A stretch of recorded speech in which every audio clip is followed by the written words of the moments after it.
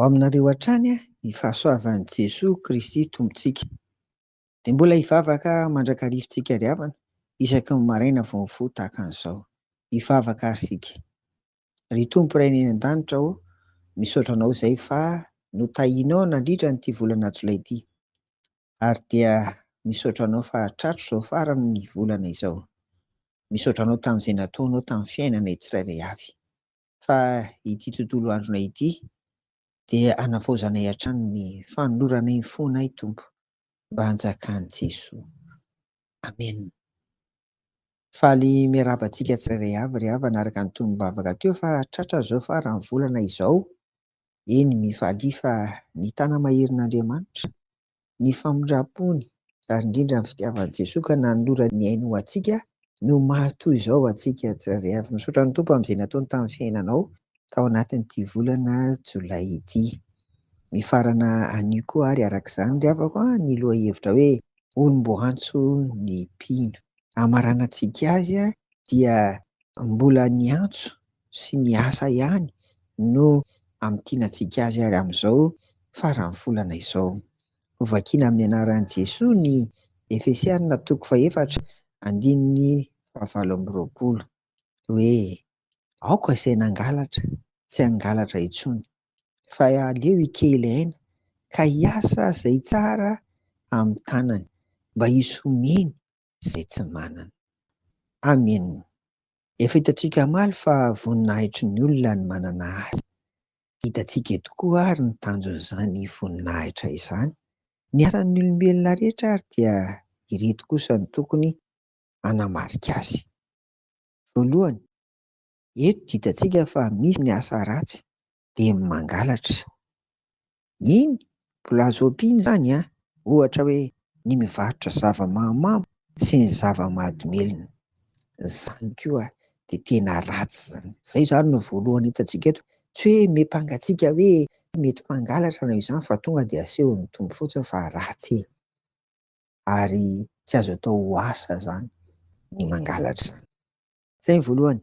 Faharoa dia hitantsika eto koa fa tokony hanasoavana ny mpiara-belona, indrindra mba ahafahana manome ny hafa ny asa. Indrindra ireo izay hoe antsoina amin'ny fitenintsika malagasy hoe rovi-damba ririnina. Sendra ny tsy fidiny izy ireny. Dia ny karama na dia izay mba hananantsika vokatry ny asa koa entina mba hanampiana, hamonjena azy ireny. Manaraka antso na koa amin'ilay teny vahiny hoe vocation, ny asan'ny olona tsirairay avy. Dinio ange fa misy asa tsy ho vitanao mihitsy kanefa dia vitan'ny hafa am-pifaliana sy ataony amin'ny fitiavana.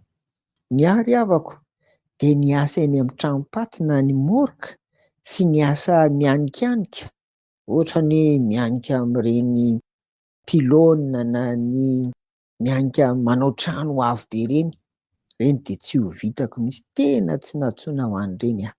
Nefa dia izaho mahita ary misy vehivavy miakatra amin'ireny trano maro rihana ireny, manara-maso sy mijery an'ireny asa ireny. Tena tsy vitako izany ry havana. Antso, vocation, ny asan'ny olona tsirairay avy. Raha izany ary dia ireto telo reto no manamafy na koa hoe manamarina ny amin'ny atao hoe natsoina ho amin'io asa ataonao io ianao na inona asanao ry havana. Ankoatr'ilay asa ratsy samihafa nambara teo izany. Ireo ilay asa izay indrindra mamotika ny hafa.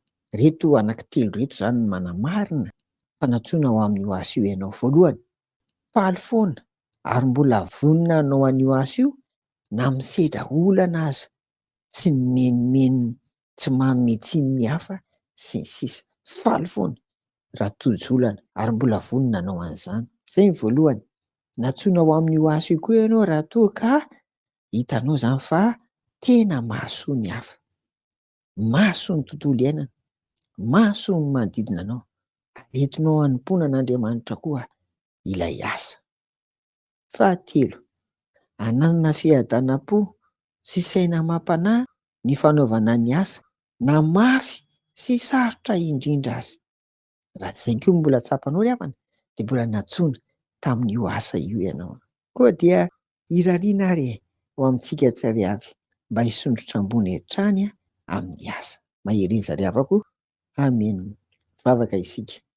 De misaotra anao ary izay Tompo, fa mbola faly izahay amin'ny asanay tsirairay avy. Mbola manana fiadanam-po sy saina mampanahy izahay. Fa izao arovo kosa izay eo am-panaovana ny asa mba tsy hamotika ny hafa, mba tsy ho latsaka ao amin'ny tsy fahamarinana, ny halatra, ny kolokolo samihafa izay mba hatahotra anao, ary arovo izay mba tsy ho tafalatsaka amin'izany Tompo, fa vonona hatrao mandrakariva, ary indrindra indrindra Tompo anananay fiadanana koa ny fanaovana ny asanao anie. Dia irianay sy angatahanay amin'ny anaran'i Jesoa izany rehetra izany. Amen. Ho aminareo ry havako amin'ny fiadanan'i Jesoa. Amen.